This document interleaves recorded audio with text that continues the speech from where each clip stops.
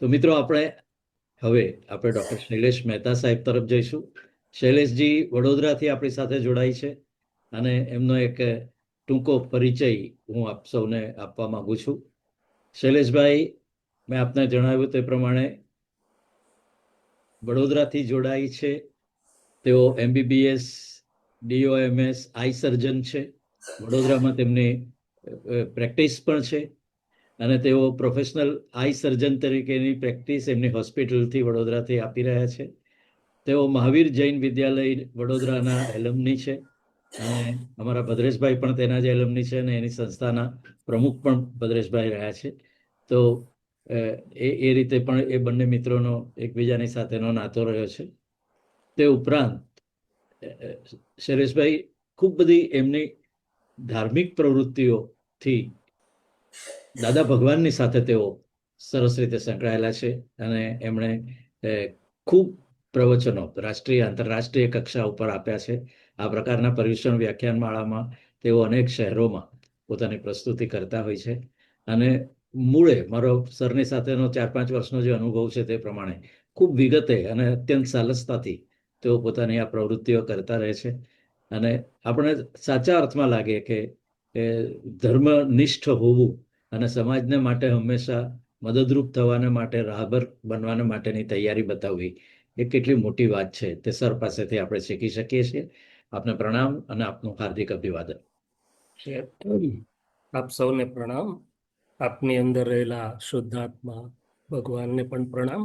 સૌને પ્રણામ. મારો અવાજ બરોબર છે નરેશભાઈ? જી બિલકુલ બરાબર છે સર.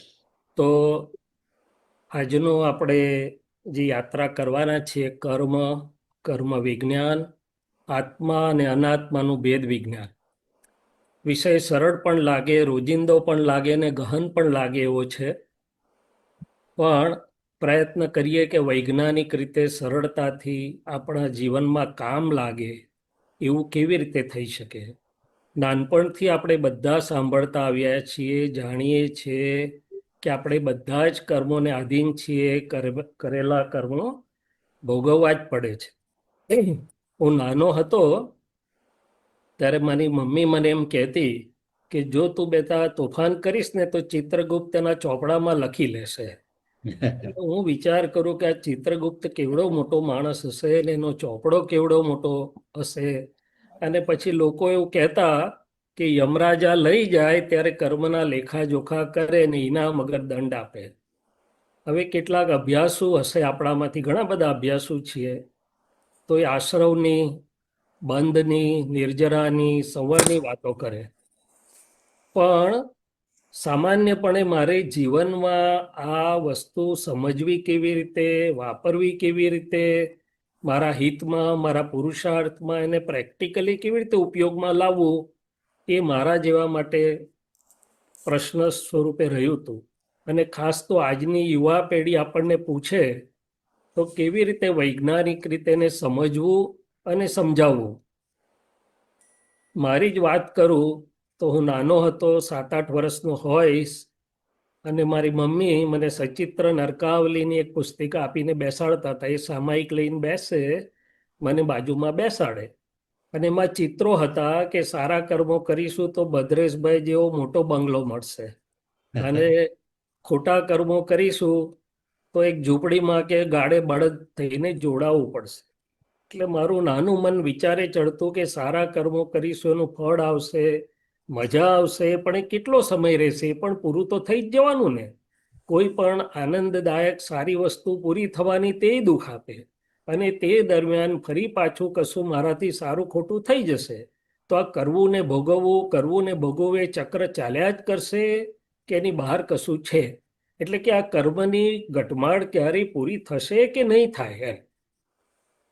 તો કર્મો સંબંધી ઘણા પ્રશ્નો અને ગૂંચવણો હશે કે ભાઈ કર્મ ક્યાં કેવી રીતે બંધાય છે, એ ખરેખર એક્ઝેક્ટનેસ શું છે, કર્મ કેવી રીતે ફળ આપે છે, એનું નિયમન કેવી રીતે થાય છે, કર્મ કેવી રીતે છૂટી શકે છે. અને એથી વધારે મહત્વનો પ્રશ્ન છે, હું તો ડૉક્ટર છું એટલે સીધી વાત મને એ સમજ પડે કે ભાઈ રોગ થયો એ તો બરોબર છે, હવે રોગ મટાડવો સી રીતે? તો કે છે કરેલા કર્મો ભોગવવા જ પડે એ હળવા થઈ શકે, નિવારી શકાય કે ન નિવારી શકાય? કર્મ મુક્તિનો કોઈક ઉપાય છે? અને આ બધાનું વિજ્ઞાન શું છે? તો આપણે થોડીક વૈજ્ઞાનિક સમજથી વાત કરીએ તો આપણું મનુષ્ય શરીર એ બ્રહ્માંડનું સૌથી મોટું વિજ્ઞાન છે. કેમ? તો કે 6 તત્વોની જે વિતરાગોએ વાત કરી છે એમાં ચૈતન્ય આત્મા અથવા ચેતન જેને કહીએ કે જે અમૂર્ત અરૂપી અને ચૈતન્ય સ્વરૂપ છે, અને બીજું તત્વ છે જે મેટર કહેવાય છે, અને વિતરાગો એને પૂદગલ કહ્યું. એ રૂપ રસ સ્પર્શ ગંધ સ્વાદ વાળું છે. એ બંને ભેગા થયા છે અને બ્રહ્માંડનો એક વિશિષ્ટ પ્રયોગ આ મનુષ્ય શરીરમાં ચાલે છે. તો આ ચૈતન્ય આત્માને વળગેલા અથવા ચોંટેલા મેટરના એટલે કે પૂદગલના જે સ્કંધો અને સમૂહો છે તે કર્મો સ્વરૂપે છે. હવે પૂદગલ એટલે શું? તો કે પૂરણ અને ગલન, પુરાવું અને ખાલી થવું, ભરાવું અને ખાલી થવું. આપણે જોઈશું તો આખી જ પ્રક્રિયા પૂરણ અને ગલન સ્વરૂપે થઈ રહેલી છે કર્મની. એટલે કે પૂદગલ જે ચેતનના સંપર્કમાં આવ્યું એ પૂદગલ થયું. તો કે સમગ્ર લોક ભાગમાં એટલે કે જ્યાં જીવસૃષ્ટિ હાજર છે એને લોક ભાગ કહ્યો ભગવાને, અને જ્યાં જીવસૃષ્ટિ નથી એને અવકાશ ભાગ એટલે કે અલોક ભાગ કહ્યો. તો સમગ્ર લોક ભાગમાં ચૈતન્ય આત્મા કર્મો સહિત એટલે કે પૂદગલ સહિત જ હોય. સિદ્ધ ગતિમાં એ પૂદગલ રહિત એટલે કે કર્મ રહિત હોય. મને ઘણીવાર લોકોએ એવા પ્રશ્નો બુદ્ધિના આવે કે ભાઈ પહેલું કર્મ આવ્યું ક્યાંથી? આપણે તો શુદ્ધ હતા આત્મા, તો પહેલું કર્મ આવ્યું ક્યાંથી? અને સામાન્ય સમજનો જવાબ એવો છે કે આ સુરત તો ડાયમંડ સિટી છે. હવે ડાયમંડ ખાણમાંથી નીકળે ત્યારે ધૂળ જોડે ભેગું જ હોય છે ને, કે ડાયમંડ છૂટો હોય છે? તો કે છે કે નિગોદમાં પણ 6 તત્વ ભેગા જ હતા, અને જેમ વિકાસની યાત્રામાં આવ્યો અને સમજણો થયો, મનુષ્યમાં આવ્યો, ત્યારે એને નામ આપવામાં આવ્યું કર્મો. બાકી પૂદગલ અને ચેતન ઠેઠથી ઠેઠ ભેગા જ હતા.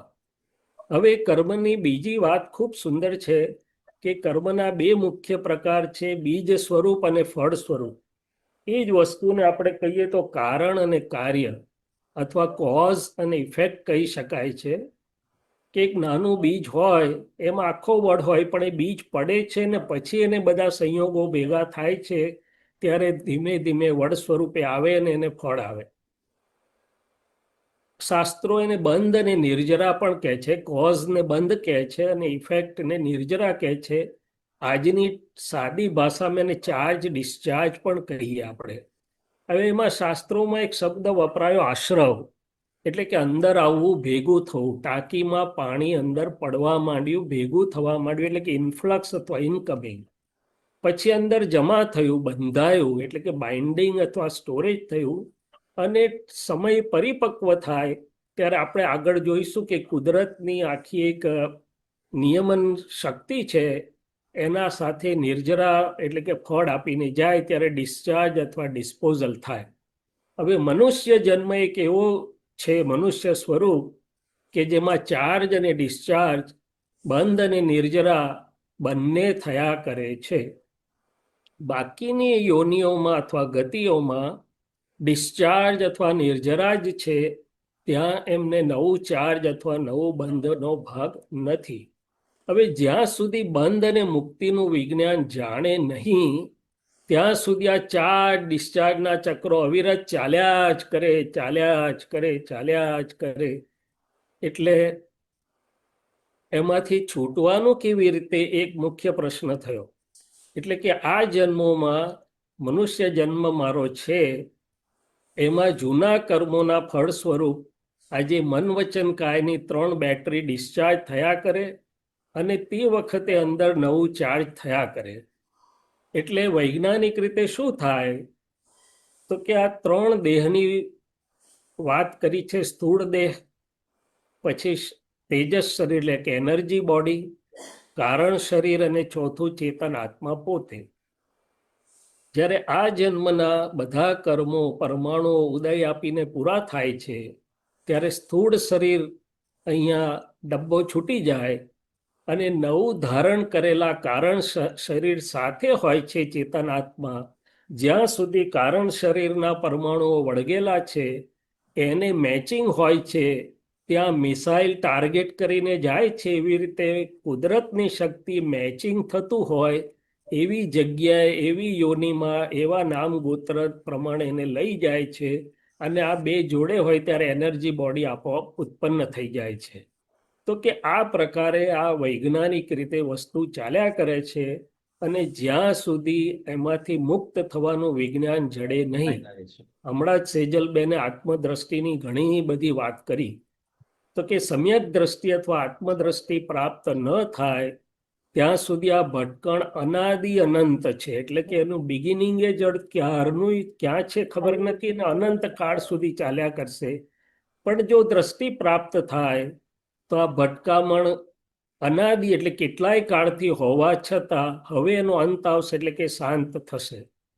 હવે આ કર્મના પ્રકારની જો થોડીક વાત કરીએ આપણે, તો મુખ્યત્વે 3 પ્રકાર કયા: ભાવ કર્મ, દ્રવ્ય કર્મ અને નો કર્મ. એમાં ભાવ કર્મ એ ચાર્જ સ્વરૂપે છે, બાકીના 2 ડિસ્ચાર્જ સ્વરૂપે છે. એટલે આજનું મારું શરીરના પરમાણુ એ સ્થૂળ પરમાણુઓ, એટલે કે સ્થૂળ કર્મોના પરમાણુઓથી શરીર બન્યું, સ્થૂળ સૂક્ષ્મથી વાણી બની, અને સૂક્ષ્મ પરમાણુઓથી અંતસ્કરણ બન્યું.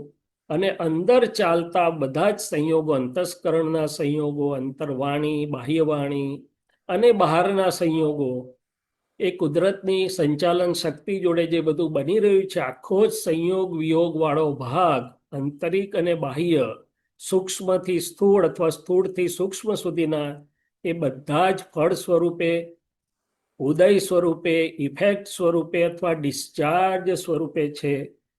અને એના 8 ભાગમાં વર્ણન કરવામાં આવ્યું: 4 ઘાતી અને 4 અઘાતી. ઘાતી એટલે આત્માના અનંત જ્ઞાન દર્શન પ્રકાશને જે ઘાત એટલે કે રોકે છે, આવરણ કરે છે. અને અઘાતી એટલે કે આત્માના પોતાના જ્ઞાન દર્શન પ્રકાશને જે નડતર રૂપ નથી તે. હવે એમાં જ્ઞાનાવરણીય કર્મ એટલે કે મારા શુદ્ધાત્માના અનંત જ્ઞાન પ્રકાશને આવરણ કરનારું દર્શનાવરણીય, મોહનીય અને અંતરાય અથવા વિઘ્ન. આ 4ને નડતર રૂપ કયા? અને નામ, કર્મ, ગોત્ર, આયુ અને શાતા અશાતા એ શરીર સાથે હોય જ છે, પણ એ આત્માના અનંત જ્ઞાન દર્શન પ્રકાશને આવરણકારી નથી. હવે ભાવ કર્મને સહેજ સમજીએ કે જે મેં કહ્યું એમ ચાર્જિંગ છે, અથવા બીજ સ્વરૂપે નવા બીજ પડે છે, નવું ચિત્રામણ થાય છે. શા આધારે ભાવ કર્મ થાય છે? તો કે આરોપિત ભાવથી થતા રોંગ બિલીફના, મિથ્યાત્વના જે કર્મો છે. તો કે હું શૈલેષ છું, હું આ છું, હું કરું છું, હું જ્યાં છું તે નથી જાણતો, અને જ્યાં નથી ત્યાં હું પણાનું જે આરોપણ થયું છે, એટલે એ ભાવ કર્મનું બેઝમેન્ટ અહીંયા છે. દ્રવ્ય કર્મ, પૂર્વના કર્મના પરમાણુઓ આજે ફળ આપવા સન્મુખ થાય તે પહેલું દ્રવ્ય કર્મ, એટલે કે અંતસ્કરણના ચશ્મા સ્વરૂપે અથવા અંતસ્કરણની દ્રષ્ટિ સ્વરૂપે કામ કરે છે. વિઘ્નો અથવા તો ઇનામ બહારથી તો નથી આવતા, એ સેકન્ડરી છે. અંદરના જ મારા ચશ્મા દ્રવ્ય કર્મના, એટલે કે અંતસ્કરણના ચશ્મા અથવા અંતસ્કરણની દ્રષ્ટિ ધૂંધળી હોય તો ઘણા બધા ખોટા ડિસિઝન લેવડાવે અને જે આગળ જતા મને ઉપાધિ કરાવડાવે. જો એ ચોખ્ખી હોય તો ખાડો આવતા પહેલા જ ખબર પડી જાય અને પડતો અટકાવે. નો કર્મ એ 5 ઇન્દ્રિયોથી અનુભવમાં આવતા હાસ્ય, રતિ, અરતિ, ભય, શોક, જુગુપ્સા વગેરે કર્મો છે. જ્ઞાન આવરણીય કર્મો, તો કે શુદ્ધાત્માના અનંત જ્ઞાન પ્રકાશને રોકનાર, દર્શન આવરણીય શુદ્ધાત્માના અનંત દર્શન પ્રકાશને રોકનાર છે. મોહનીય કર્મો, પર વસ્તુમાં સુખની માન્યતા કરાવનાર, ચિત્તને બહાર ખેંચી જનાર, અને તત્વની ભાષામાં જોઈએ તો વસ્તુને વસ્તુ સ્વરૂપે ન જોવા દે, એ મોહનીય કર્મો. અંતરાય કર્મો શુદ્ધાત્માની અનંત શક્તિઓને રોકનાર છે. અને બાકીના 4 સાદા છે: નામ, ગોત્ર, શાતા, શ્રાતા અને આયુકર્મ. હવે કેટલીક સામાન્ય સમજ અને ચેતવણીઓ આપણા જીવનમાં આપણે આને કેવી રીતે સમજીએ, તો કે અત્યારે મનુષ્ય ગતિમાં આવ્યા છીએ એ તો કર્મના ઉદય સ્વરૂપે છે, ફળ સ્વરૂપે છે. એ વખતે અંદર નવું જે સર્જન થશે એ શાના આધારે થશે? તો કે આંતરિક વૃત્તિઓ, આંતરમાં જે ભાવો ચાલી રહ્યા છે, જે ભાવમાં આપણે ભળીએ છીએ. અને કે 4 પ્રકારના મનુષ્યો હોય છે. એક, દેવ જેવા, તો કે પોતાને હેરાન કર્યા છે છતાં એને મદદની જરૂર પડે તો અપકાર ભૂલીને પણ એની પર ઉપકાર કરવા તૈયાર છે. પોતાના હકનું જે બીજાને આપી દેવા તૈયાર છે. એ દૈવી વૃત્તિઓ વાળા છે. એ ઉર્ધ્વ ગતિમાં જાય, દેવ ગતિમાં પણ જાય.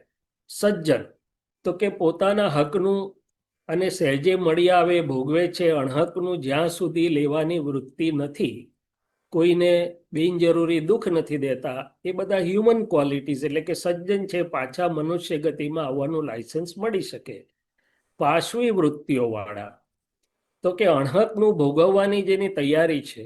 એવું કહેવાય છે કે જો હિન્દુસ્તાનમાં આસપાસ કોઈ જોનારું ના હોય તો બાથરૂમના નળો એ લોકો ચોરી જાય છે કે છે, અને ચોરી જવાની વૃત્તિઓ રાખે છે.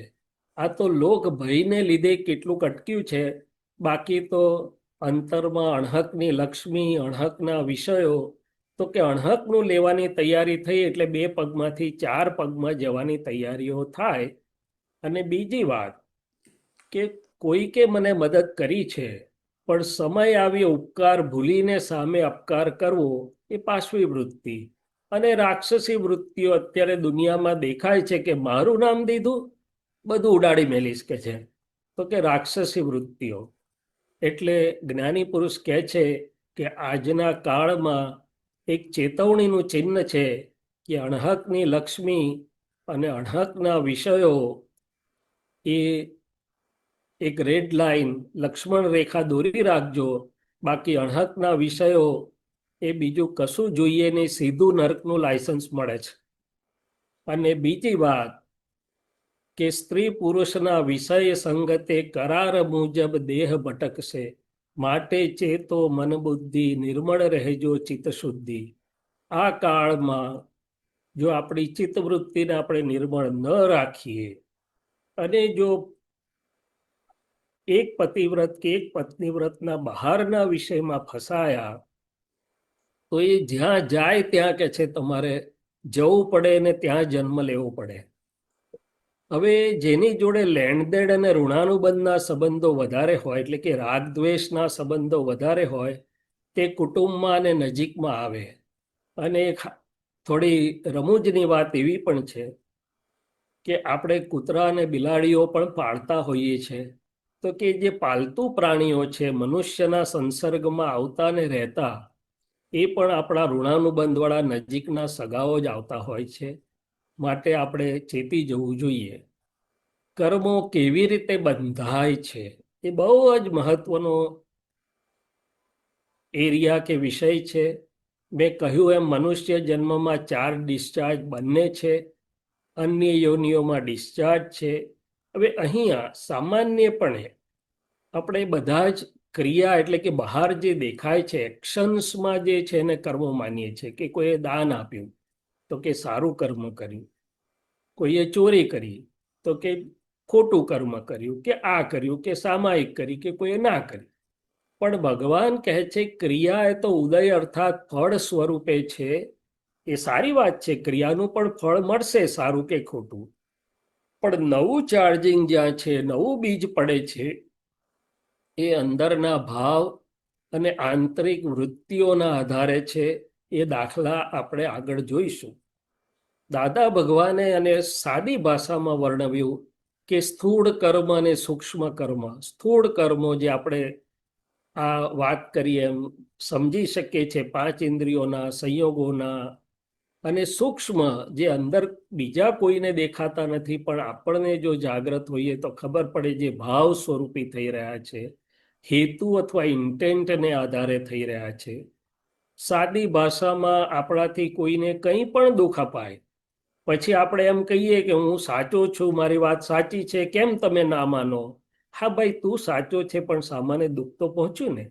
તો કે બીજાને કંઈ પણ દુઃખ અપાય છે, એ જે પરમાણુ આપણી અંદર ભેગા થશે, અશાતા વેદનીય સ્વરૂપે પરિણામ આપશે. બીજાને કંઈ પણ સુખ અપાય છે, એ જ્યારે ફળ પરિણામશે ત્યારે શાતા વેદનીય સ્વરૂપે થશે.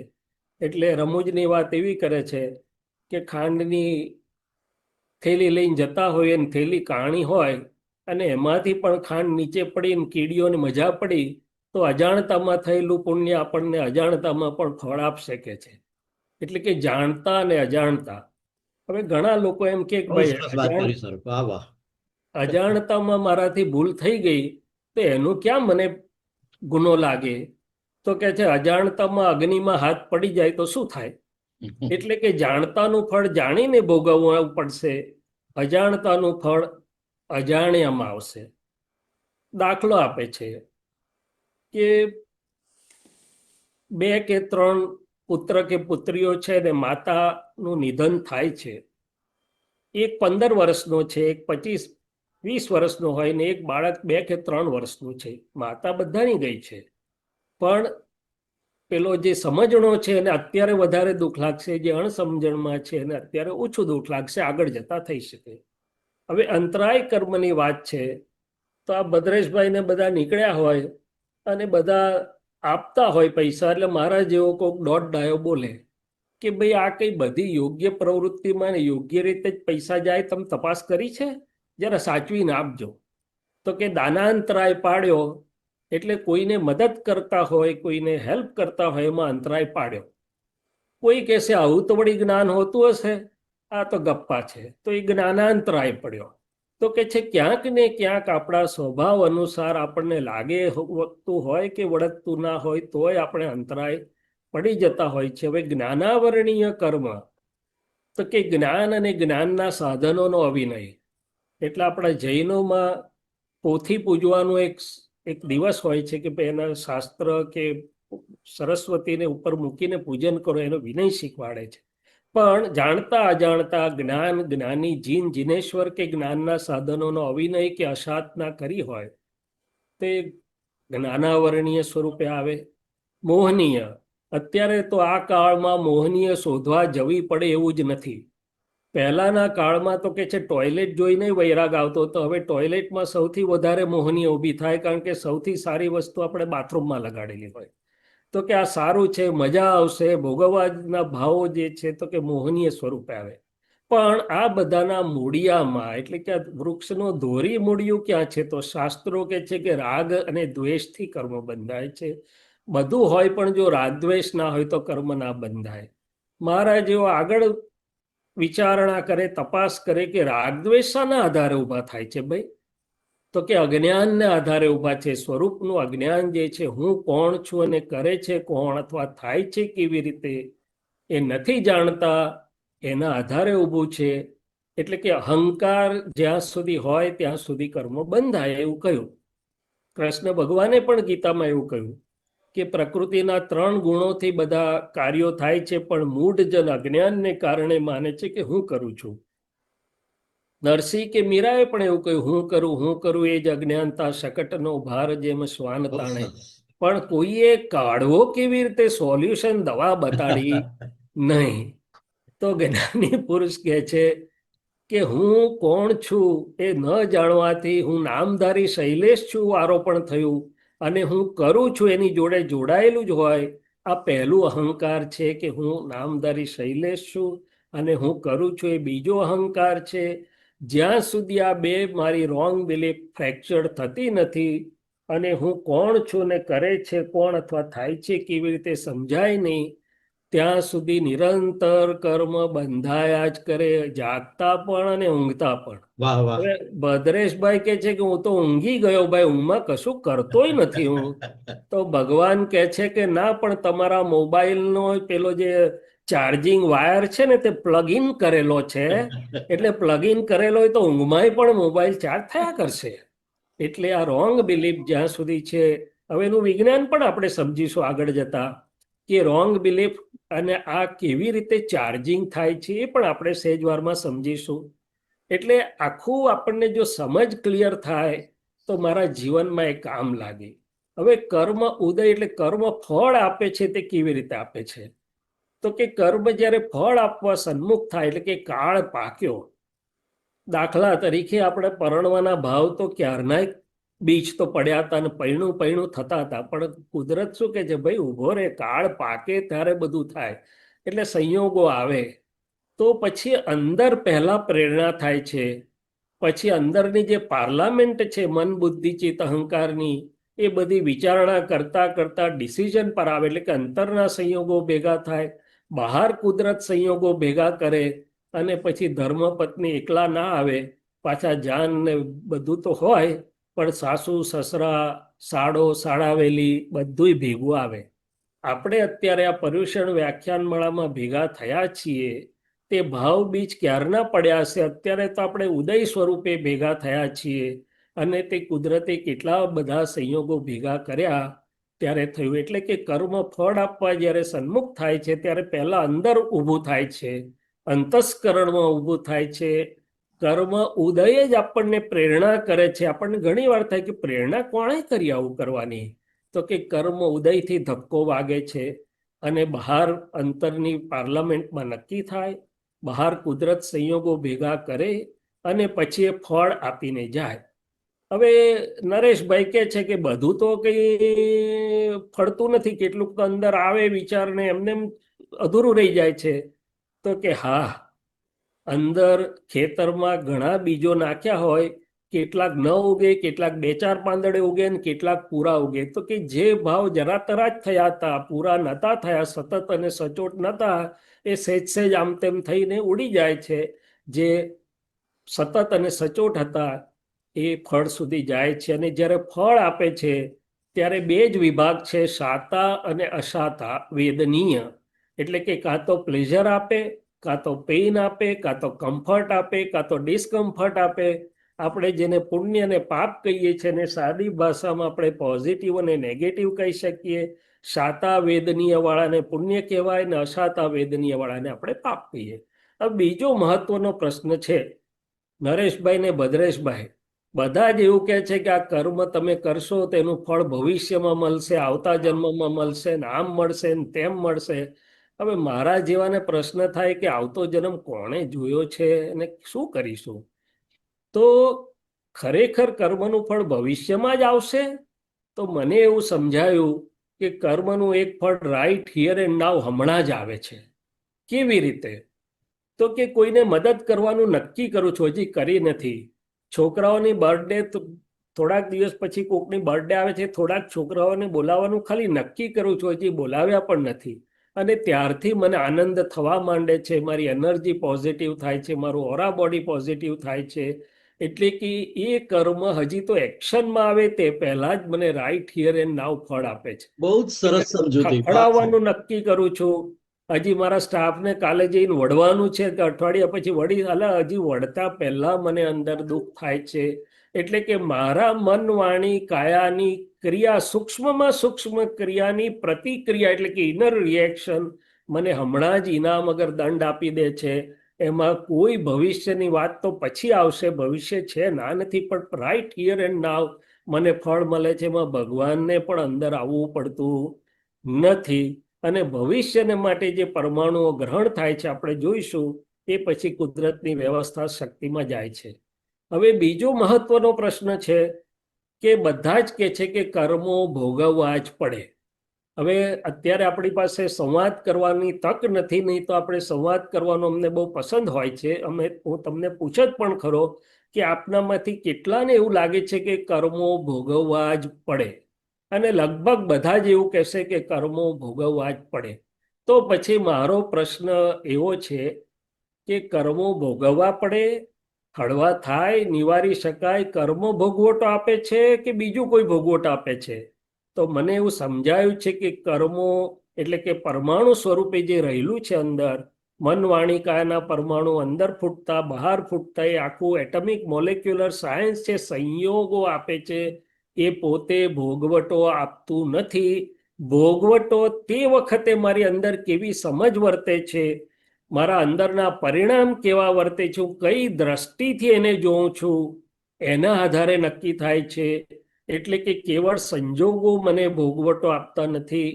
મારી સંજોગોને જોવાની દ્રષ્ટિ, અંદરની સમજ, અંદરની જાગૃતિ, અંદરના ઉપયોગ ઉપર આ ભોગવટો આધાર રાખે છે અને એને ફેરવી શકાય છે.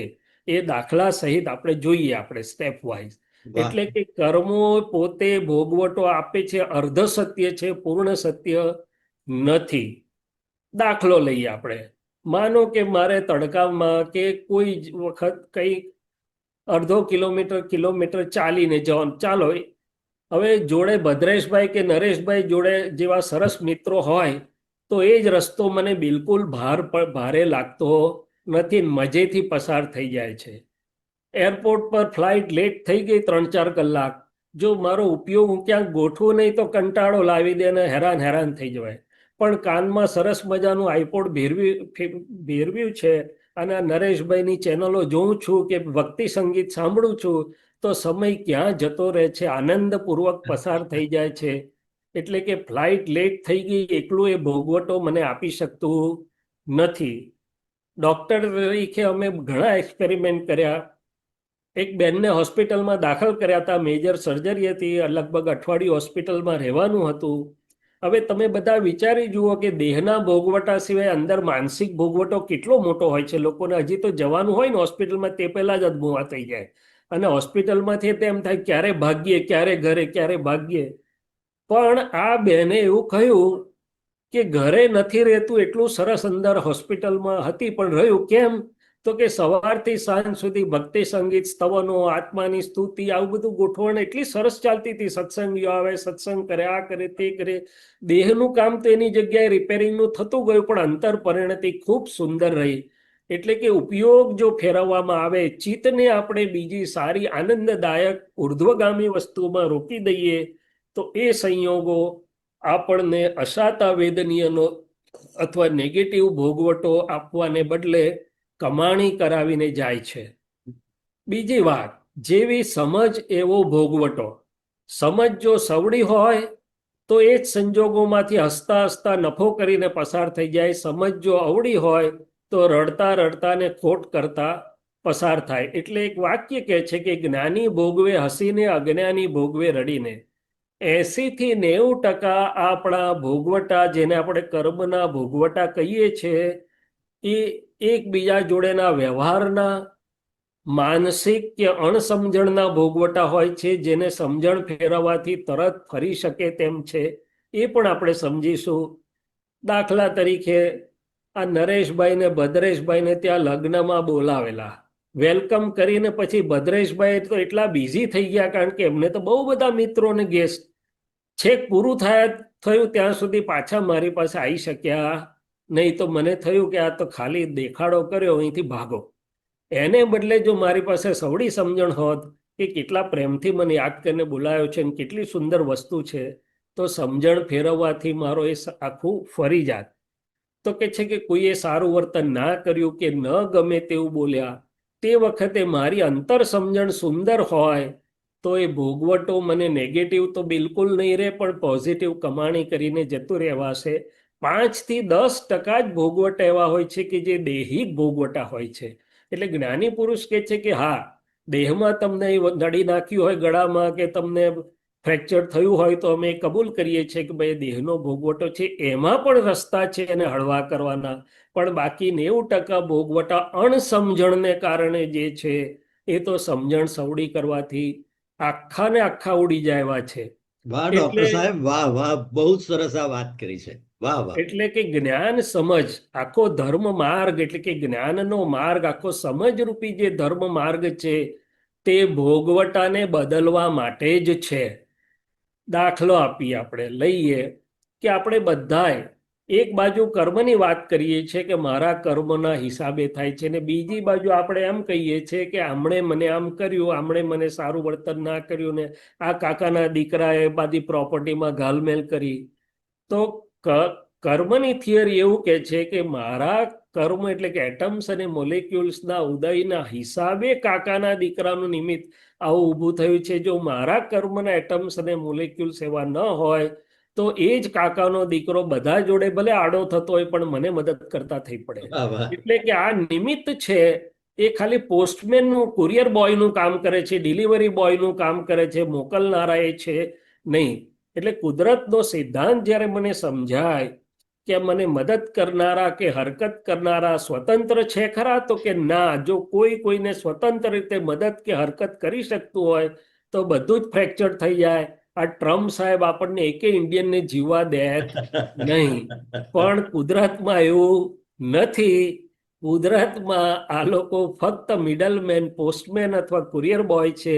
માટે આપણે પોસ્ટમેનને જેવી રીતે દિવાળી બોનસ આપીએ છીએ એવી રીતે નિમિત્તને ચા પીવડાવીને એનો ઉપકાર માનવાનો કે ભાઈ એક કર્મમાંથી મને છોડાયો. જો આટલી જ સમજણ બદલાય તો આ રૌદ્ર ધ્યાનના ભોગવટાને બદલે ધર્મ ધ્યાન થાય અને એનાથી પણ આગળ જવાય. એટલે દાદા ભગવાને પ્રણામ પ્રણામ ડોક્ટર સાહેબ, બહુ સરસ, વાહ વાહ. એટલે દાદા ભગવાને આ ગહન ગૂઢ કર્મના સિદ્ધાંતને સાદી લોક ભાષામાં સમજાયો કે ભોગવે તેની ભૂલ. આ બીજાને કહેવા માટે નથી પણ મારા માટે છે. કડવો અને મીઠો બંને ભોગવટા જ છે અને એમાં મારી પાસે જે આવ્યું તે મારા એટમ્સ અને મોલેક્યુલ્સના હિસાબે છે, બાકી બધા નિમિત્ત છે. હવે આટલું મને સમજાય અને બન્યું તે ન્યાય કુદરતની આગળ વાત કરીશું. તો કોઈ સંયોગો, વિતરાગ વિજ્ઞાન એવું કે છે કે કર્મ સંયોગો આપી શકે છે, ભોગવટો, આંતરિક ભોગવટો કર્મ નથી આપી શકતું. એ સમજણ અનસમજણના આધારે છે. અને જો વિતરાગ વિજ્ઞાનને આપણે યથાર્થ સમજીએ તો કોઈ સંયોગ આપણને અંદરની ખોટ ખવડાવે, અંદરનો ભોગવટ આપે એવું નથી. કારણ કે પ્રત્યેક સંયોગ તમને છોડાવવા માટે આવે છે, મોક્ષે લઈ જવા માટે આવે છે. ચોથી વાત કરીએ કર્મના ભોગવટાની. હું સુરત આવ્યો હોઉં, કંઈ તકલીફ પડે તો એક ફોન ભદ્રેશભાઈને કે નરેશભાઈને કરું તો મને બધી જ મદદ મળી રહે અને મારો બધી તકલીફ મટી જાય કે ના મટી જાય.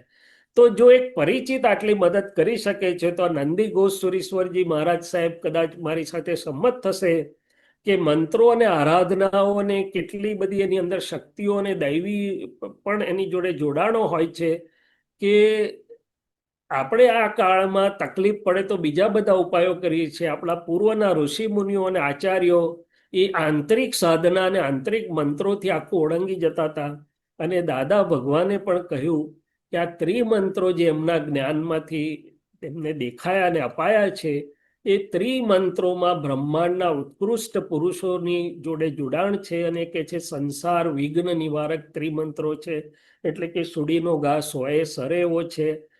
અમે તો ઘણા બધાએ અનુભવ કર્યો છે, ઘણા બધાના અનુભવ જોયા છે. જેને કરવો હોય એને અખતરો કરી જુઓ.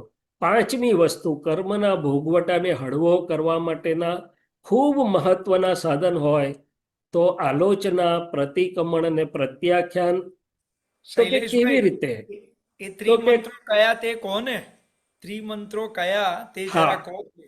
કહું ચોક્કસ. આ તો મને એમ કે સમયની મર્યાદા છે એટલે હું બધા સ્ટેશનો પર રાજધાની અરે થોડુંક સર, આપ હરિહરિ. એટલું સરસ વાત કરે છે, અમે રસપૂર્વક બધા સાંભળી રહ્યા છીએ, પ્લીઝ કહો. સારું, ત્રિમંત્રોની ટૂંકમાં વાત કરી લઈએ. ભદ્રેશભાઈ કહ્યું છે એટલે કે ત્રિમંત્રોમાં નમો અરિહંતાણ સમજ સાથે સમજી લઈએ છીએ. હવે આપણે 2-3 મિનિટ જ થશે.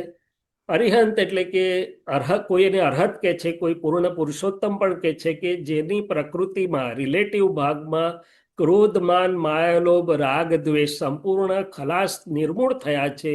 એને પરિણામ સ્વરૂપે અંદરનું આત્મતત્વ પરમાત્મા સ્વરૂપે આખા બ્રહ્માંડને પ્રકાશી શકે એવું નિરાવરણ એટલે ખુલ્લું થયું છે. એવા દેહ સાથે વિચરતા હોય તેને આપણે અરિહંત કહીએ છીએ. એને પહેલા નમસ્કાર છે. કેમ? તો કે મને રૂબરૂ મળે તો મારું પણ પરમ પદ અને પરમ સુખ હું છેલ્લામાં છેલ્લા આવરણો મારા તૂટેનું પામી શકું. આજે આ ભરત ક્ષેત્રમાં પ્રત્યક્ષપણે મહાવીર સ્વામીના નિર્માણ પછી શાસન એમનું છે પણ અરિહંત વિદ્યમાન નથી. આજે મહાવિદ્ય ક્ષેત્રમાં શાસ્ત્રોક્ત રીતે પણ પાંચેય મહાવિદ્યમાં 4-4-20 અરિહંત વિદ્યમાન છે. એમાં સિમંદર સ્વામી એક છે. નમો સિદ્ધાણમ, સિદ્ધ ભગવંતને હું નમસ્કાર કરું છું કારણ કે મારું લક્ષ્ય છે. નમો આયર્યાણમ, આચાર્ય ભગવંતને હું નમસ્કાર કરું છું. ભગવાનની ભાષામાં આચાર્ય એટલે કોણ? તો કે જેને પોતાને સમ્યકત્વ એકલું જ નહીં પણ આત્મ અનુભવ પ્રાપ્ત છે અને બીજાને આત્મ માર્ગે જવા માટે જે માર્ગદર્શક છે એટલે કે ભગવાનના કહેલા જ્ઞાનાચાર, આંતરિક જ્ઞાન દર્શન આચાર પાડીને બીજાને માર્ગે જવા માટેના જે માર્ગદર્શક છે, આચાર્યો છે, નમો ઉવજાણમ એટલે કે ઉપાધ્યાય ભગવંતને નમસ્કાર કરું છું, જેને પોતાને હું કોણ છું એટલે કે સમ્યક દ્રષ્ટિ પ્રાપ્ત છે, પોતે ચોથા ગુણસ્થાનકથી 13મા સુધીની અંતર સાધનાની યાત્રામાં છે ને બીજાને ઉત્તેજન આપે છે કે આ માર્ગે જશો તો તમને પણ પરમ સુખ મળશે. નમો લોએ સૌ સાહુણમ, સર્વ સાધુઓને નમસ્કાર કરું છું. આત્મદશા સાધે તે સાધુ, હું કોણ છું એટલે કે સમ્યક દ્રષ્ટિ પ્રાપ્ત થયા પછી, ચોથા ગુણસ્થાનકમાં આવ્યા પછી ખરી સાધુ દશા ચાલુ થાય છે. તો કે છે કે એસો પંચ નમુકારો સર્વ પાવપણાસુરા, પાંચને નમસ્કાર કરવાથી સર્વ પાપ એટલે કે ઇમ્પ્યોરિટીઝ એટલે કે આવરણ, જે જ્ઞાનાવરણીય, દર્શનાવરણીય, મોહનીય અને વિઘ્નની વાત કરીએ, બધા ધીમે ધીમે દૂર થાય તેમ છે. મંગલાનંચ સૌવેસીમ પડમમ હવે મંગલમ, આ બ્રહ્માંડના સર્વ મંગલમય વસ્તુઓને ભેગી કરીએ તો એમાં સૌથી ઉત્કૃષ્ટ મંગલ છે. બીજો મંત્ર છે ઓમ નમો ભગવતે વાસુદેવાય. ઓમ આપણે બધા જ બોલીએ છીએ, પણ ઓમનો પરમાર્થ બહુ જ ઓછા લોકોને ખબર છે. ઓમ એ 5 અક્ષરનો બનેલો છે. આ ઉ અને મ. પહેલો અરિહંતનો છે, બીજો અદેહી સિદ્ધનો છે, ત્રીજો આ આચાર્યનો છે, ચોથો ઉ ઉપાધ્યાયનો છે, પાંચમો મ એ મુનિનો છે. ઉપરનો નવકાર મંત્ર સંક્ષિપ્તમાં બોલવો હોય તો ઓમ કહેવાય છે નમો ભગવતે વાસુદેવાય. વાસુદેવ તો કે દરેક કાળચક્ર, અત્યારનું જે અવસર્પિણી કાળચક્ર છે એમાં 63 ઉત્કૃષ્ટ શલાકા પુરુષો થાય, એમાં 24 તીર્થંકરો, 12 ચક્રવર્તી, અર્ધચક્રવર્તી, વાસુદેવ, પ્રતિવાસુદેવ, એ રીતે 9 વાસુદેવ હોય. કૃષ્ણ ભગવાન આ કાળના છેલ્લા વાસુદેવ છે. એટલે 63 શલાકા પુરુષોમાં એમની ભૂમિકા ઉત્કૃષ્ટ ભૂમિકાઓમાં આવે ને કૃષ્ણ ભગવાન આવતી 24 એના 12માં અમમનાથ નામના તીર્થંકર પણ છે. એટલે એ ઓમ નમો ભગવતે વાસુદેવાય, બધા જ વાસુદેવ. ઓમ નમઃ શિવાય. હવે શિવ એ શું છે તો કે શિવલિંગ તો પ્રતીક છે, જેનું પોતાનું આત્મકલ્યાણ થયું છે અને બીજાના કલ્યાણનો જ જેને ભાવ છે, જેનો અહંકાર સંપૂર્ણ ખલાસ નિશેષ થયો છે, એવા આત્મ અનુભવી જ્ઞાની પુરુષો, કલ્યાણ સ્વરૂપ પુરુષ, એ બધા શિવ કહેવાય છે. તો કે આ ત્રણેય મંત્રો સમજવામાં આવે તો જુદા નથી, એક જ છે. બ્રહ્માંડના ઉત્કૃષ્ટ આત્માઓની દશાને નમસ્કાર છે અને ભેગા બોલવાથી નિષ્પક્ષપાતી પણ ઉત્પન્ન થશે. પરમ સત્ય પક્ષપાતમાં નથી હોતું, નિષ્પક્ષપાતી પણ આમાં હોય છે. સર્વે ધર્મોના દેવોનો રાજીપો મળશે, સંસારના વિઘ્નો પણ હળવા થશે અને મુક્તિને માર્ગે પણ જવાશે. હવે આલોચના, પ્રતિક્રમણ, પ્રત્યાખ્યાન એ કેવી રીતે કર્મ ભોગવટાને ઓછો કરી શકે? તો ભદ્રેશભાઈ, નરેશભાઈ, આપણને બધાને અનુભવ છે કે આ વ્યવહારમાં 2-4 વ્યક્તિઓ એવી હોય કે જે આપણે માટે પરીક્ષા લેયા કરે. મેં કહ્યું એમ, કાં તો કાકાનો દીકરો પ્રોપર્ટીમાં માથાકૂટ થયા કરતી હોય, કાં તો બીજી કોઈ, બધી વ્યક્તિઓ જોડે માથાકૂટ ના હોય, પણ 2-4 વ્યક્તિ તો પરીક્ષા લેનારી દરેકને હોય. તો કે છે કે આપણને એમ થાય કે આ મારા લમણે લખેલા કેવા હિસાબ છે, કર્મનો ભોગવટ છે. ના ભાઈ, ઉપાય તો કર. તો આ છે કે ભગવાને કહ્યું છે કે આલોચના, પ્રતિક્રમણ, પ્રત્યાખ્યાનનું હથિયાર કે સાધન એટલું બધું અદ્ભુત છે કે બધા જ ઋણાનુબંધી હિસાબોને વ્યક્તિઓ અને આ બધાના રિયલ લાઈફ અનુભવો સાથેની વાત છે. દાખલા તરીકે મારે જેની જોડે કંઈક આવો કપરો હિસાબ હોય તો હું કહીશ કે પ્રત્યક્ષ મહાવીરની સાક્ષીએ મન, વચન અને કાયા, આ રાજેશભાઈ અને એમના નામની સર્વ માયા, ભાવ કર્મ, દ્રવ્ય કર્મ, નો કર્મથી મુક્ત એવા અંદર રહેલા એવા હે શુદ્ધાત્મા ભગવાન, તમે ને અમે વ્યવહારમાં આવતા ગૂંચવાડાવાળા હિસાબો ઉકલી રહ્યા છે. અમે માફી માંગીએ છીએ, ક્ષમા માંગીએ છીએ. તમારી સાથે અમે સંભાવથી, સરળતાથી નિકાલ કરી શકીએ એવી શક્તિ આપો. આમ જો આપણે કરતા જઈશું તો બધા જ વ્યવહારો એકદમ હળવા થઈ જશે. એટલે કે જે ભોગવટા ભારે આવવાના હતા એ ભોગવટા હળવા થઈ જશે. એટલું જ નહીં, એટલા પણ દાખલા છે કે એ મદદ કરતા પોઝિટિવ પણ થઈ ગયા છે લોકોને. તો કે આલોચના, પ્રતિક્રમણ, પ્રત્યાખ્યાન, જે વ્યવહારમાં જ્યાં આપણને કંઈક કર્મના ભોગવટા ભારે લાગતા હોય ત્યાં આપણે કરતા જઈએ તો એ હળવા થઈ જાય છે. બીજું અદ્ભુત સાધન છે સામાયિક. પણ સામાયિક એટલે શું? આપણે આપણી ભાષામાં સામાયિક લઈ ગયા. ભગવાનની ભાષામાં સામાયિક એટલે આત્માનું સ્વસ્વભાવમાં રહેવું તે. આજે હું શુદ્ધાત્મા સ્વભાવને ઓળખું, જાણું, જ્ઞાની થકીને રહું, તો આ શરીરની અંદર રહેલી મારી જે ગાંઠો છે, માનની ગાંઠો હોય, લોભની ગાંઠ હોય, વિષયની ગાંઠ હોય, કે જે હું માલ લાવ્યો છું, કર્મ સ્વરૂપે લાવ્યો છું, એની પર દ્રષ્ટિ કરીને હું એને ઓગાળી શકું છું. અંદર જ જો એ ઓગળી જશે તો એ મને કર્મ રૂપે બહાર ભોગવટો આપવાનું એકદમ હળવું થઈ જશે, અથવા તો અટકી પણ જશે. એટલે કે ઘણા બધા ઉદયો આવતા પહેલા મોડા પડી જાય એવું છે. આ બધી જ વસ્તુ વૈજ્ઞાનિક રીતે, કારણ કે ચેતન આત્મા પાસે અનંત શક્તિ છે, અને આ વિતરાગ પ્રયોગો એ મેટર જે છે, નિશ્ચેતન ચેતન જીવ વગરનું, જેને આપણે કર્મથી વાઘ આવ્યો ડર્યા છીએ, એ વાઘની સામે લેઝર જેવું કામ કરે છે. વાઘનું જોર પણ શમી જાય એવું છે, વાઘ પણ અહિંસક થઈ શકે તેમ છે.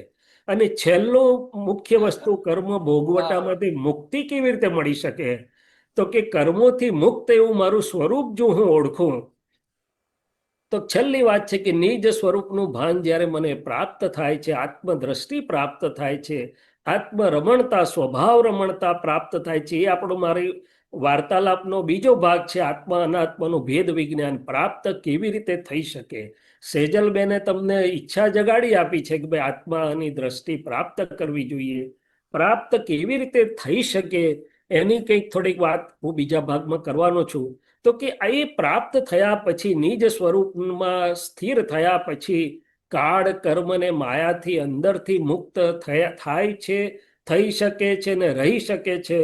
બીજી વસ્તુ, ગીતામાં એવું કહેવામાં આવ્યું છે, કૃષ્ણ ભગવાન એવું કહ્યું છે ગીતાના એક શ્લોકમાં, કે જ્ઞાની પુરુષ જ્ઞાનરૂપી અગ્નિથી કર્મોનો ગોટો વાળીને ભસ્મીભૂત કરી શકે છે. તો કે આ જ્ઞાન અગ્નિ, આત્મા અને અનાત્માનું જે ભેદ વિજ્ઞાન છે, એ અંદર એવી સ્થિતિ ઉત્પન્ન કરે છે કે પાણી જેવા ને વરાળ જેવા, એટલે કે કેટલાક આવરણકારી જે કર્મો છે, કે જે મારા શુદ્ધાત્માના મૂળ જ્ઞાનને સમજવા નતા દેતા, મૂળ દર્શનને આવરણ કરનારા હતા, એ ઇમ્પ્યોરિટીઝ, પાણી અને વરાળ જેવા કેટલાક પરમાણુઓ કે કેટલાક કર્મો ઉડી શકે છે. એટલે કે ભેદ વિજ્ઞાન થકી કેટલાક અજ્ઞાન આવરણો પણ ઉડી શકે છે. અને મેં કહ્યું એમ, કર્મો, મન, વાણી, કાયા, અંદર ને બહાર સંયોગ હોવા છતાં અંદરથી પોતે કાળ કર્મ માયાથી મુક્ત આઝાદી માણી શકે છે. હવે કર્મના આશ્રવની જે આપણે બંધની વાત કરતા હતા, એ થોડીક સૂક્ષ્મ વાતોમાં આપણે સમજીએ તો કવિરાજ કે છે, કર્મ બંધાય છે ત્યારે ખબર પડતી નથી કોઈને. જો ખબર પડતી હોત ને તો ભદ્રેશભાઈ જેવા એટલા પાકા છે કે એકે નકામું કર્મ અંદર આવવા દે નહીં. તો કે છે કે કર્મ બંધાય છે, તો કે કેવી રીતે બંધાય છે? તો આપણે શું જોવામાં આવે છે કે ભાઈ આ ભાઈએ આટલું દાન આપ્યું, આ ભાઈએ 51,000 લખાયા, અને પેલા ભાઈએ બિચારા 1,001 જ લખાઈ શક્યા. હવે ભગવાન શું જુએ છે તે સમજવા જેવું છે. ભગવાન શું કહે છે, આણે 51,000 આપ્યા, એનું ફળ ક્રિયામાં જે ઉદયમાં આવ્યું, એટલે ભદ્રેશભાઈ એને મોટી ખુરશીમાં બેસાડે, 2 વાર એનું નામ દે, તકતી લગાડે, એટલે એનું ફળ મળી જશે ને અહીંયા. પણ અંદર એને શું ચાલતું હોય મારા જેવાને, આ યાર બહુ પ્રેશર કર્યું એટલે આપવા પડ્યા, રોજ આ કોઈનું કોઈ આવે છે, આટલા બધા આપવા જેવા નતા. તો કે 9 ચિત્રામણ બગાડ્યું, અને પેલાથી 1,001 જ અપાયા. પણ એનો ભાવ શું હતો કે અત્યારે કપરી સ્થિતિ જે હોત તો વધારે આપત, અને આવશે તો ખૂબ આપીશ. તો અપાયા ઓછું, એટલે ભદ્રેશભાઈને મોટી ખુરશી પર નથી બેસાડ્યા. ભાવે કદાચ પૂછે ના પૂછે જરાક, પણ ભગવાન શું કહે છે કે અંદરનું સુધાર્યું છે એને. એટલે આ જે ક્રિયા અને ભાવની જે વાત છે, હવે આ વસ્તુ ઠેક ઠેકાણે શાસ્ત્રમાં છે, પણ આપણને, અથવા તો ભગવાને કહી છે, પણ આપણને કોઈએ સમજાવ્યું નથી.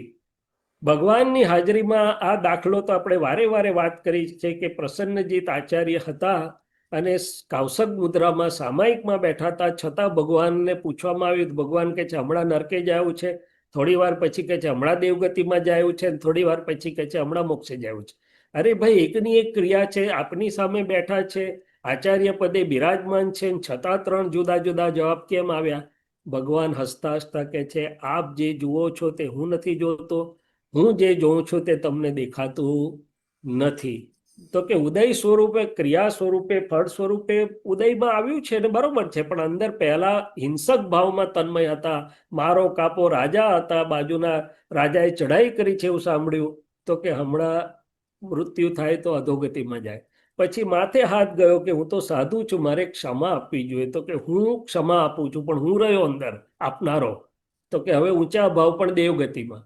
અને પછી કે છે આ હું તો શુદ્ધાત્મા છું, એક પણ હું ક્યાં આમાં છું, હું તો મારા ભાવો જ નથી, આ પ્રભાવો જ છે. તો કે હવે મોક્ષે જશે. વાહ. એટલે કે છે કે લાંચ 2-3 વ્યક્તિ હોય, એક વ્યક્તિથી લાંચ લેવાઈ રહી છે, પણ એને આવો સત્સંગ ભેગો થયો, ભદ્રેશભાઈ ને નરેશભાઈની પર્યુષણ વ્યાખ્યાનમાળામાં સાંભળી લીધું, એટલે નિરંતર પસ્તાવો રહે કે આ કરી રહ્યો છું, ખોટું કરું છું, ભગવાન આવું ન કરું, ન કરાવું, કરતા પ્રત્યે ન અનુમોદું. તો બહાર એનું પાપ કર્મ ડિસ્ચાર્જ થાય છે, પણ અંદર પુણ્ય કર્મનો અનુબંધ એટલે ઊંચે જઈ રહ્યો છે. બીજો છે લઈ શકતો નથી, પણ એને મારા જેવા 4 ભેગા થઈ ગયા કે ભાઈ તું પ્રેક્ટિકલ થા, નહીં તો તારી છોકરીને છોકરાને એડમિશન વખતે તારી પાસે પૈસા નહીં હોય.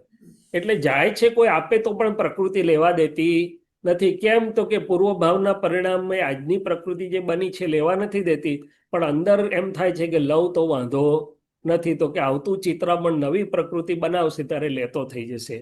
તો સમણ સુત્તમ આ જ વાત કરે છે કે હિંસા કરે કે ના કરે, હિંસાના ભાવ હોય તો તેવા કર્મ બાંધે છે. અને સમણ સુત્તમ કહે છે જે સમયે જીવમાં જેવા ભાવ જાગે છે તે સમયે જીવ તેવા કર્મ બાંધે છે. પણ ગભરાતા નહીં, આનોય રસ્તો બતાડીશ કે એવું ના ગભરાઈ ના જશો કે આ ભાવ જાગ્યા અને કર્મ બંધાઈ ગયા. એટલે આનું એક બીજું ઉદાહરણ પ્રભુ મહાવીરની સભામાં બન્યું હતું. પ્રભુ મહાવીરે કોકને માટે એવી નિમિત્ત વાણી નીકળી કે આ જીવ ક્ષણે ક્ષણે નરકના દડિયા બાંધેવો છે. એટલે મારા તમારા જેવા ડાયા માણસોને થયું વધારે પડતા કે એને કોટડીમાં બંધ કરી દે, પછી કેમનો નરકના દડિયા બાંધશે, કોટડીમાં બંધ કરી દીધો. પછી ભગવાનને પૂછવા ગયા ખુશ થતા થતા, ભગવાન હવે આ જીવ નરકના દડિયા બાંધી રહ્યો છે? તો કે હા જુઓ બાંધી રહ્યો છે, જાઓ. તો કે ભીત પર પાડો ચિતરીને એનો વધ કરતો હતો. શું કરતો હતો? ભાવ વિશ્વમાં હિંસા હતી. આ વાત સમજવા જેવી છે કે ક્રિયા તો બરોબર છે, પણ ક્રિયા કરતા અંતરના ભાવ અને અંતરમાં જે હેતુ ચાલી રહ્યો છે. એટલે એક વાક્ય કહ્યું છે કે અંતરના ભાવ ઉપર જાગૃતિને જ્યાં જરૂર હોય ત્યાં ભાવ ફેરવવા એ 45 આગમનો સાર છે, વ્યવહાર સાર છે. એટલે આ વૈજ્ઞાનિક રીતે શું થાય? તો કે અંદર જે ભાવ કરાવડાવે છે, કોઈને મદદ કરવાના, કોઈને પાઠ ભણાવવાના, કે બીજા કોઈ કે ભોગવી લેવાના કે ન ભોગવી લેવાના. હવે જો હું ભળું અંદર, મારો જીવ તો હું જ્યારે ભળે છે તો બહારથી શુદ્ધ પરમાણુ અંદર ખેંચાય છે, ને અહીંયા જે ઇલેક્ટ્રોમેગ્નેટ જેવું છે, એટલે કે બહારની જે શુદ્ધ પરમાણુઓ બહાર હોય છે ત્યારે શુદ્ધ પરમાણુ વિશ્રસા કહેવાય છે. ભાવકમાં ભળ્યા ત્યારે અંદર ખેંચાઈને આવે છે, એની પર પ્રિન્ટ પડે છે, ત્યારે પ્રયોગશા થાય છે, અને તે કારણ શરીર રૂપે આત્માના પ્રદેશો ઉપર જમા થાય છે. અને ચાર્જિંગ પ્રોસેસ, આશ્રવ પ્રોસેસ, ઇનફ્લો અથવા બંધનું પ્રોસેસ કહેવાય છે. આખા જીવન દરમિયાન મન વાણી કાયાના કર્મો ભોગવાઈ રહ્યા છે, તે વખતે ભાવ વિશ્વમાંથી આખું નવું કારણ શરીર બની રહ્યું છે. અને એનું પ્લગ ઇન ચાર્જિંગ પોઈન્ટ હું નામધારી છું ને હું કરતા છું, એટલે કે અહંકાર છે. હવે કેવી રીતે અહંકાર અને આ જે હું નામધારી છું વૈજ્ઞાનિક રીતે કેવી રીતે કામ કરે છે? તો કે ચેતન પોતે દ્રવ્ય ગુણ અને પર્યાય સાથે છે, પૂતગલ પણ દ્રવ્ય ગુણ પર્યાય સાથે છે.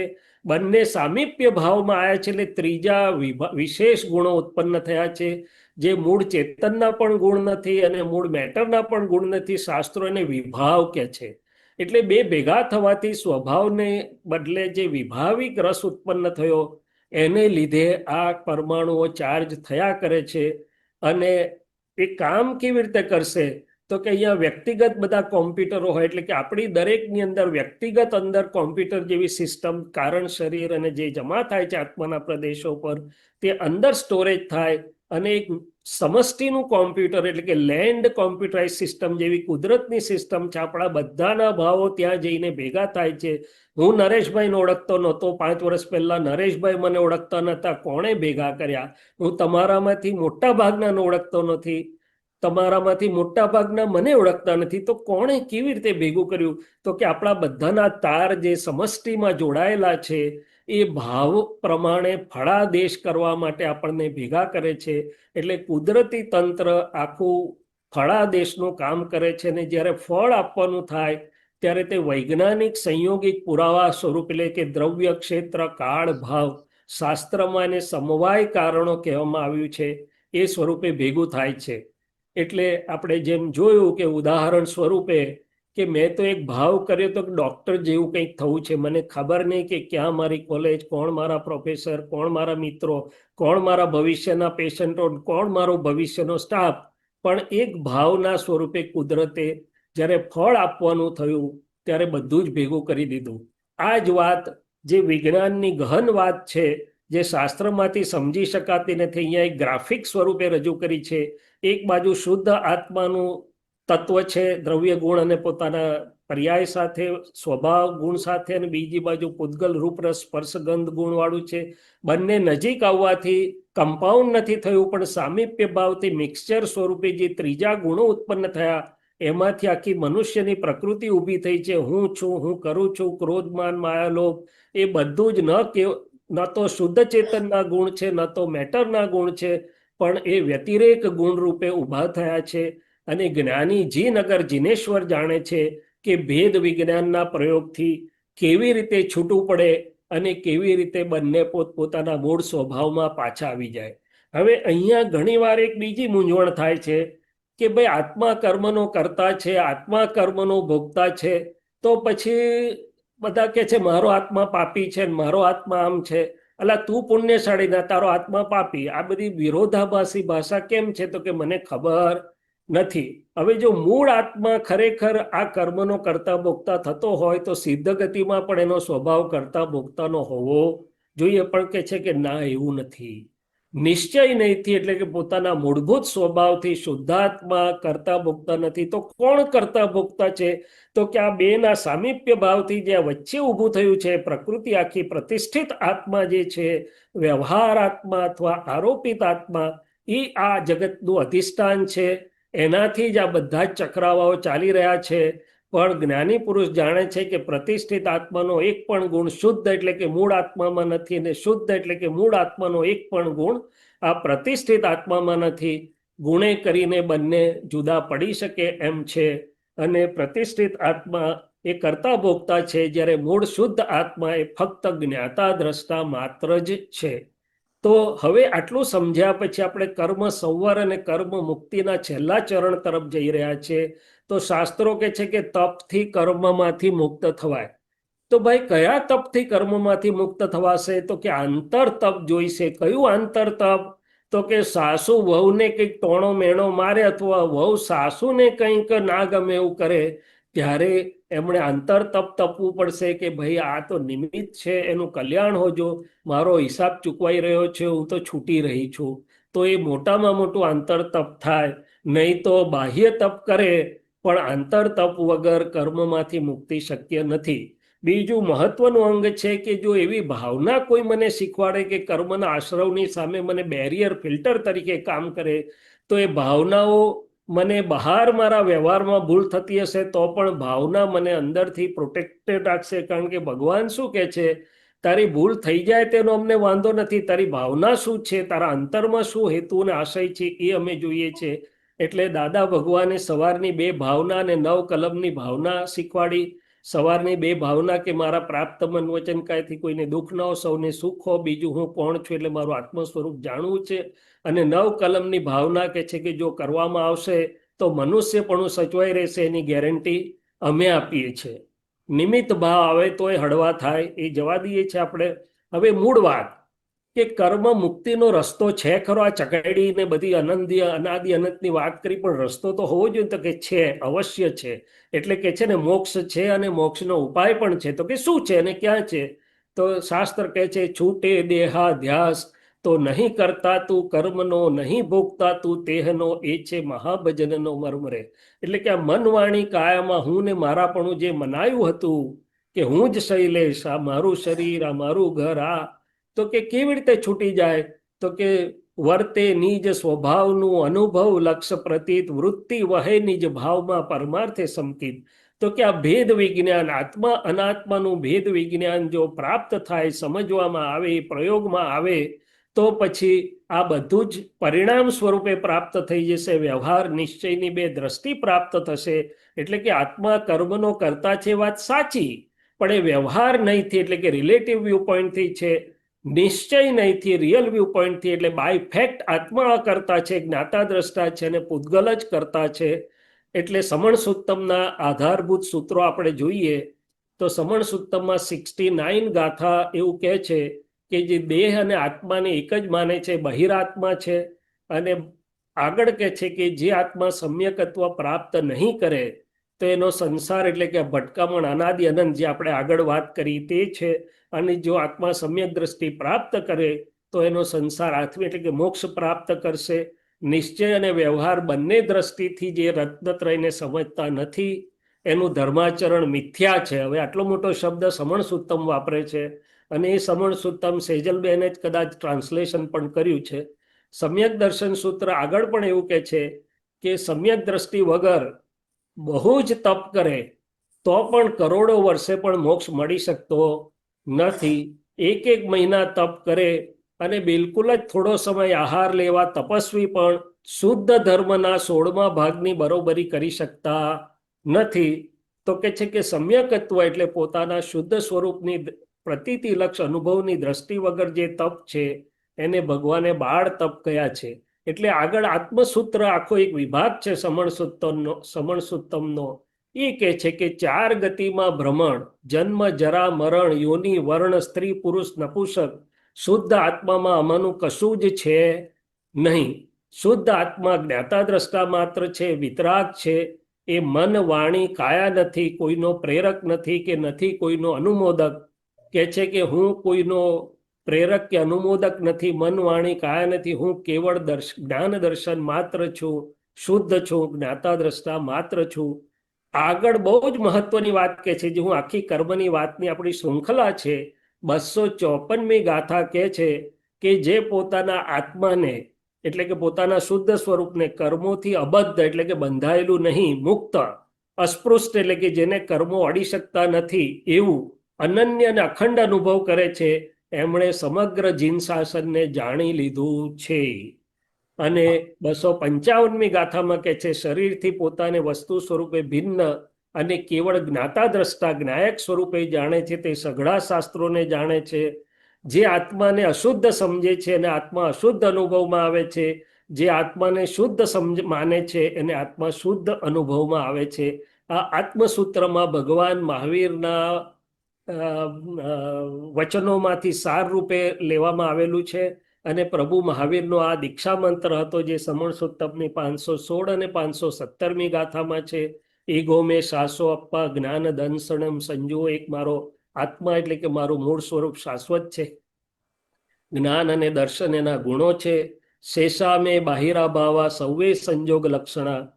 બીજા બધા બાહ્ય ભાવો છે, ઓળખાય કેવી રીતે? તો કે સંયોગ વિયોગ વાળા છે. દેહનો સંયોગ પણ સંયોગ છે, મનનો સંયોગ, વાણીનો સંયોગ, બહારના સંયોગો, બધા જ સંયોગો જે છે મારા નથી, બહારના છે. સંજોગ મૂલા જીવેણા પત્તા દુઃખમ પરંપરા. સંજોગોને મારા માનવાથી દુઃખોની પરંપરા ચાલુ થઈ છે. તમ્મા સંયોગ સંબંધમ સવમ તિવેણમ વસર્યમ. એ બધા સંયોગી સંબંધો તમારા ચરણોમાં સમર્પણ કરું છું. આ જ વાત ભગવાને તે સમયે લોકોને સમજાય એવી ભાષામાં વાત કરી હતી. એ જ વાત આજે ભેદ વિજ્ઞાન, જેને શાસ્ત્રમાં બહુ જ મોટું સ્થાન આપવામાં આવ્યું છે, એ ભેદ વિજ્ઞાનનો વિતરાગોનો જે પ્રયોગ છે, 50 મિનિટ કે 1 કલાકનો એ પ્રયોગ છે. આત્મા અનાત્માના ગુણોએ કરીને જ્યારે ભેદ વિજ્ઞાનનું સામાયિક કે પ્રયોગ થાય છે, ત્યારે શુદ્ધ ઉપયોગનું સામાયિક આખું ઊભું થાય છે. અને શુદ્ધ ઉપયોગની સ્થિતિથી અંતરના કેટલાક આવરણો દૂર થાય છે. હવે પામવું તો બધાને છે આત્મજ્ઞાન કે આત્મદ્રષ્ટિ, પણ કેમ નથી થઈ શકતું? તો કે છે કે અનંતાનુબંધી જે આવરણો છે, ભ્રાંતિનો જે રસ છે બે તત્વો વચ્ચે, ભેદી શકાતો નથી. એટલે કે ગ્રંથિ ભેદ નથી થતો, શાસ્ત્રો એમ કે છે. હવે જો કોઈ એવું નિમિત્ત મળે, એવો પ્રયોગ મળે, તો એ આવરણો દૂર થઈ શકે એવો છે, ગ્રંથિ ભેદ થઈ શકે એવો છે. ડાયમંડ તો પડેલો જ છે, ખાલી એ ડાયમંડ પર આ ડાયમંડ નગરીવાળા જરા ધૂળ ખંખેરીને પાસા પાડી આપે એટલી જ વાર છે. ડાયમંડ બહારથી લાવવાનો વાહ વાહ નથી. આ સેજલબેને કહ્યું ને છે અંદર જ, પણ ભાઈ અંદર છે પામવાનો પ્રયોગ તો જોઈશે ને મને. એનું નિમિત્ત જોઈશે, એનો પ્રયોગ જોઈશે, તો જ મારાથી થઈ શકશે. જો જાતે મોતિયો નીકળતો હોત તો મારી પાસે એક પણ પેશન્ટ આવતે નહીં. પણ મોતિયો જાતે નીકળતો નથી. ડોક્ટર પાસે 15 મિનિટ માટે પણ જવું પડે છે. તો કે છે કે ભેદ વિજ્ઞાનના વાક્યો આપણે છેલ્લે બોલીશું, એક પ્રયોગાત્મક ખાલી સેમ્પલ તરીકે. બાકી તો તમે ઈચ્છો તો હું મારા ખર્ચે આવીશ આપણને આ ભેદ વિજ્ઞાનના સામાયિક માટે. સમજ સ્વરૂપે ખાલી અહીંયા કહું છું કે મન વચન કાયથી શુદ્ધ ચેતન સર્વથા ભિન્ન જ છે. મન વચન કાયના લેપાયમાન ભાવોથી શુદ્ધ ચેતન સર્વથા નિર્લેપ છે. ચંચળ ભાગના જે ભાવો છે તે પ્રકૃતિના છે, અને શુદ્ધ ચેતન કે જે અચળ છે તેના તે ભાવો નથી. પ્રકૃતિ એના ગુણોથી અને શુદ્ધ ચેતન એના ગુણોથી, એમ બંને એકબીજાથી સર્વથા ભિન્ન જ હતા, ભિન્ન જ છે અને ભિન્ન જ રહેનાર છે. સામીપ્ય ભાવને લઈને જે ભ્રાંતિ ઉત્પન્ન થાય છે, અને એ જ આખા જગતની અધિકરણ ક્રિયા છે. વિતરાગોના, ભગવંતોના, જીન અને જીનેશ્વરોના ભેદ વિજ્ઞાનના પ્રયોગથી એ ભ્રાંતિ દૂર થઈ શકે તેમ છે.